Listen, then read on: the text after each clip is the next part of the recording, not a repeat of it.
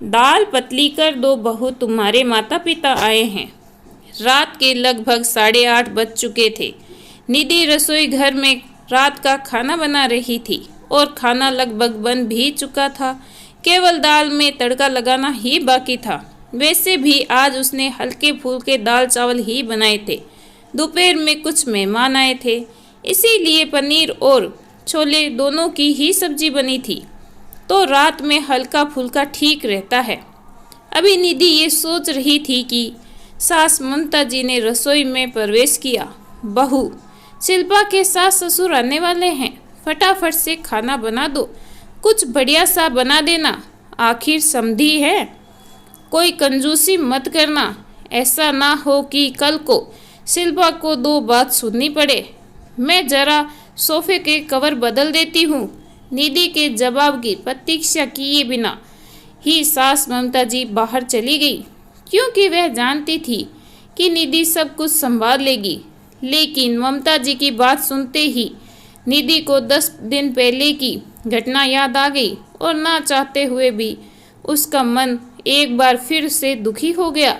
दरअसल ममता जी की आदत है, वह अपने रिश्तेदारों का स्वागत बहुत ही अच्छे तरीके से करती है, लेकिन अक्सर जब निधि के घर से कोई भी आता है तो उन्हें उचित सम्मान नहीं देती।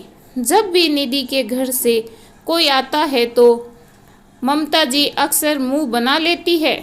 कभी अच्छे तोहफे ना लाने का ताना देती है, तो कभी ये ताना देती है कि बेटी के घर यूं रोज रोज नहीं आया जाता। कभी बची हुई मिठाई उनके आगे रख देती है, तो कभी कोई और ऐसी बात जो निधि को दुखी कर देती है। लेकिन पिछली बार तो हद ही हो गई। बिना किसी पूर्व सूचना के आ गए तो ममता जी ने दोबारा खाना ना बनवा कर दाल को पानी डालकर पतला करने का आदेश दे दिया और दोपहर की पड़ी हुई सब्जियों में छोंक लगाकर गर्म करने का कह दिया। और रायते में तो वह खुद ही पानी डालकर चली गई। केवल खाने पीने में ही नहीं, अक्सर वह अपनी बातों से ये बता देती है कि निधि के परिवार में से किसी का भी यहाँ आना उन्हें पसंद नहीं है। वहीं दूसरी तरफ अगर उनकी बेटी के ससुराल से कोई आता है तो 36 तरीके के व्यंजन बनाए जाते हैं, उन्हें पूरा सम्मान दिया जाता है।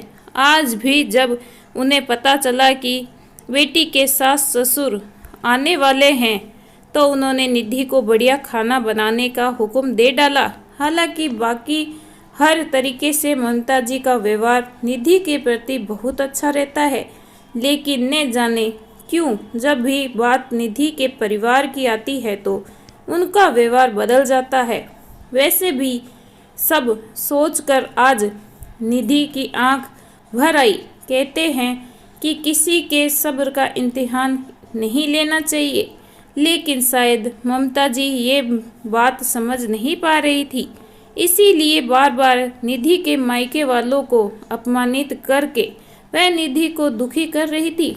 लेकिन आज न जाने कहां से निधि में भी इतनी हिम्मत आ गई। अपने आंसू पोंछकर वह हॉल में आ गई और सोफे के कवर बदलती हुई ममता जी से बोली, मम्मी जी, दीदी के सास ससुर कब तक आएंगे? क्योंकि खाना तो लगभग बन ही चुका है। अरे अभी तो तुझे बोलकर आई हूँ, इतना जल्दी खाना कैसे बन गया? मम्मी जी, वह क्या है ना, दाल चावल तो बने ही गए हैं, दाल में पानी डालकर उसे पतला कर देती हूँ, रायते में भी पानी डाल देती हूँ और दोपहर वाली सब्जी जो पनीर और छोले की सब्जी बची हुई पड़ी है ना, उसे मैं थोड़ा सा फ्राई करके तड़का लगा देती हूँ और पूड़ियों का आटा दोपहर का बचा हुआ पड़ा ही है, तो एक्स्ट्रा खाना बनाने की कोई ज़रूरत नहीं है। वैसे भी आप ही तो कह रही थी ना, उस दिन की समधी तो घर के ही होते हैं, वह तो अपने ही होते हैं, वह थोड़ी ना बुरा मानेंगे अगर हम उन्हें दोपहर का खाना खिला दें। अब दोबारा खाना बनेगा तो दोपहर का खाना वेस्ट हो जाएगा ना। याद है मम्मी जी आपको उस दिन जब मेरे मम्मी पापा आए थे तब आपने यही कहा था, तो फिर आज भी ऐसा करते हैं। दीदी के सास ससुर भी तो समधी ही है, घर के ही हैं, अपने ही लोग हैं, वे थोड़ी ना बुरा मानेंगे।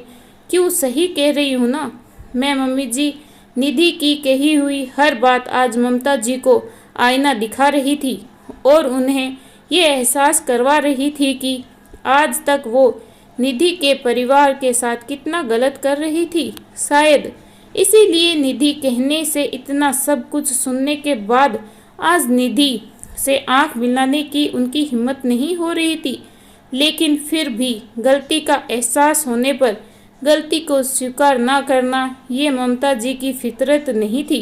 इसीलिए चंद ही मिनटों बाद उन्होंने चुप्पी तोड़ते हुए निधि से कहा, बेटा, सबसे पहले तो आज तक जो गलत व्यवहार मैं तुम्हारे परिवार के साथ करती आई हूँ उसके लिए मुझे माफ़ कर दे।